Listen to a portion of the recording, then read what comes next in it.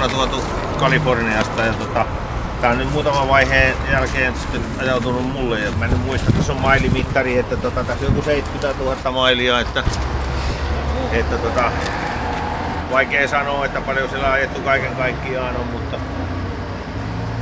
Tampereella joulupukkia ajanut jouluviikon avajaisissa jo 5 vuotta tällä, että joulupukki on ollut kyytissä tässä. Ja ajettu nyt on 64 000 kilometriä. Niin, se on niin vähän. Joo. No paloautona on Ruotsissa niin ei se paljon ajeta. Ei tule, ne seisoo tallissa enimmäkseen. Joo. Kyllä. Ja se on toiminut erittäin hyvin. Se on ajettu nyt jo. Me oli joka keikalla ollut, se on ollut 95.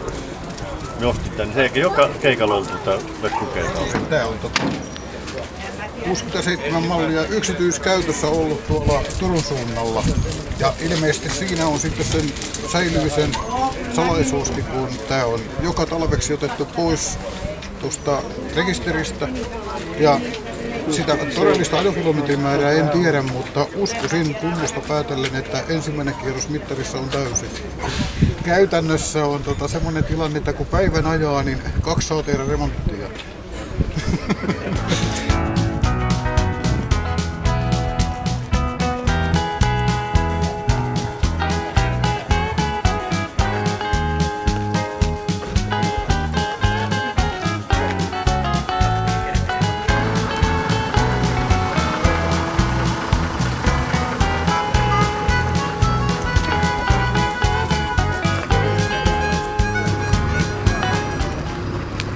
Tämä on 57 mallia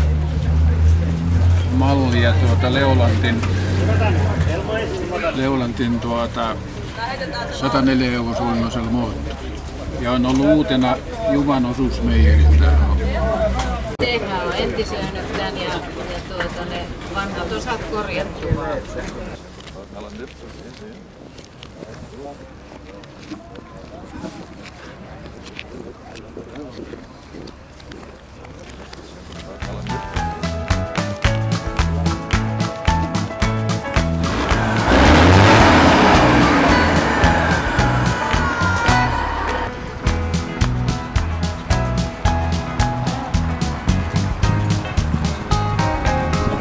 No niin, hyvät vetkulaiset ja lahtelaiset.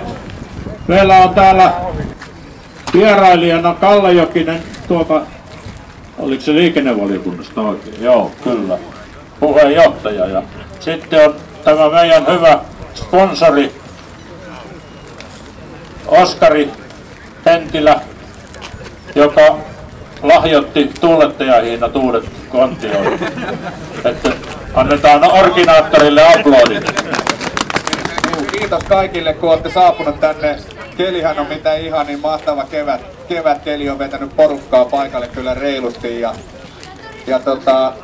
Joskus tossa, olisiko syksyä ollut, kun Perttilä Ari otti yhteyttä ja kysyi, että mitäköhän, että olisikohan teidän pihat käytettävissä tällaiselle tapahtumalle, niin ei tarvinnut hetkeäkään miettiä, totta kai meidän pihat on käytettävissä tämmöiseen hommaan. Nämä on iloisia tapahtumia, täällä on ihmiset on hyvällä mielellä hymy suussa liikenteessä ja vanhat sukupolvet kertoo nuorelle sukupolvelle tarinoita tämän autoilun historiasta ja se on mun mielestä tärkeää historiaa ja perinnettä vaalia.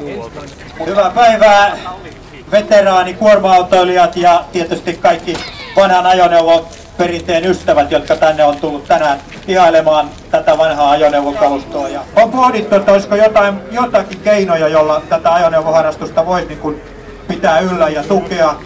Ja yksi asia on, jota on pohdittu, niin on museoajoneuvojen katsastusvälin harventaminen tai jopa niin, että katsastus voitaisiin poistaa kokonaan. Se on semmoinen asia, joka siinä tieliikennelain kokonaisuudistuksessa myös käsitellään. Toinen asia, jossa itsekin olen ollut mukana selvittämässä, niin on ajatus perinneajoneuvorekisteristä. Eli vesiliikennealuksillahan on perinnelaivarekisteri. Ja sen ajatuksen mukaan voitaisiin ajoneuvopuolellekin perustaa tämmöinen perinneajoneuvorekisteri. Ja ne ajoneuvot, jotka sinne kirjattaisiin erityisen historiansa perusteella, niin niiden arvo ja sitten se säilyvyys ehkä paranisi sen myötä, että olisi kirjattu näitä joitakin merkittäviä ajoneuvoja, historiaa omaavia ajoneuvoja sinne rekisteriin. Toivotan kaikille harrastajille ja kaikille tämän ajoneuvoharrastuksen ystäville oikein hyvää kevättä ja taas intoa laittaa sitä kalustoa kuntoon ja olla mukana tässä hienossa harrastuksessa. Hyvää kevättä kaikille!